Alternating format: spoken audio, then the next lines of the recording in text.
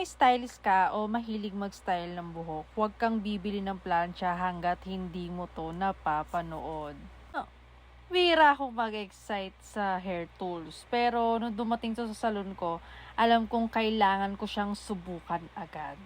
At hindi ako madaling ma-impress, so medyo mataas ang expectations ko dito.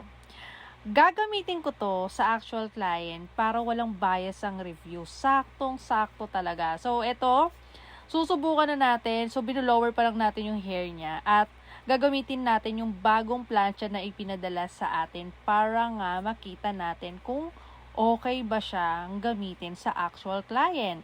Sobrang bongga, 750 Fahrenheit. Ang katumbas nito, mas mainit pa to sa oven. So, nakikita nyo, umuusok yung buhok, no? Kahit umuusok siya, is very smooth na mga galawan at sobrang gaan ng plancha na to, ha. Hindi ko expect to. And bakit nga ba siya umuusok? Umuusok siya kasi nilagyan ko siya ng Brazilian treatment, ang ating model. Oo, alam nyo ba na ang Brazilian treatment, para mas totaling effective talaga yung treatment, kailangan ng consistent na init. Sakto, no? Habang ginagamit ko siya, nagsasabi yung client na ang gaan niya sa hair, no? So, hindi naman ako nagsabi noon, mismong siya, kasi siya nga naman yung inaayusan ko. Nagulat lang ako kasi first time kong makagamit ng plancha na ganito kagaan at the same time is hindi siya masakit daw sa hair. At the same time, napaka-smooth niyang gamitin. Hindi ko alam pero parang nako-convince na ako dito sa Socani na plancha. At saka napapansin ko din, kasi usually yung ginagamit ko kasi is okay din naman, pero ito kakaiba yung yung gaan niya. At the same time, kada hibla na dinadaanan ko is very smooth talaga. Nag-out talaga yung mga products sa buhok. Nagulat lang ako kasi usually na mga ginagamit kong plancha is nasa 450 Fahrenheit. So, ano bang meaning nun kapag ganun? So, kapag kinonvert mo siya sa Celsius, mga nasa 240, 250 Celsius. Pero ito halos mas mainit pa siya sa oven. Kaya, perfect para sa akin na gamitin siya, lalo na kapag Brazilian treatment. Kasi sa Brazilian treatment, kailangan consistent ang init ng plancha. Bakit? Para tumagal ang treatment sa loob ng buhok. Oo.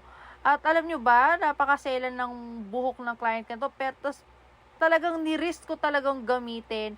Pero hindi naman ako nabigo kasi ang ganda niya, ang gaan niya. At alam nyo, ayaw ko talaga siyang gamitin. Pero since nabasa ko kasi yung pinaka-box niya is meron siyang keratin tsaka argan kineme. At the same time is, ewan ko, yung guts ko lang yung pinakinggan ko. Why not, diba, kung di natin try? Kasi unang ko pa lang talaga ng buhok, okay na. Unang hibla pa lang ng buhok, okay na kaagad, no? So, ito na, nilalagyan na natin siya ng serum. At ito na yung final look niya. Nakakagulat yung presyo ng plancha na to is hindi siya ganun kamahalan, pero yung quality niya is parang kasing ganda ng mga mamahaling plancha. Kitang-kita nyo, diba? Walang bias. So, it's up to you kung gusto nyo i-check out to. Nandyan lang naman sa yellow basket, pero successful ang ating hair transformation gamit ang Socani na hair straightening iron. Masasabi kong bago ko siyang favorite kasi ang gaan niyang gamitin at the same time, hindi siya maganit, hindi siya masakit, hindi siya nangangain, at sobrang smooth. Kita niyo naman sa video, diba?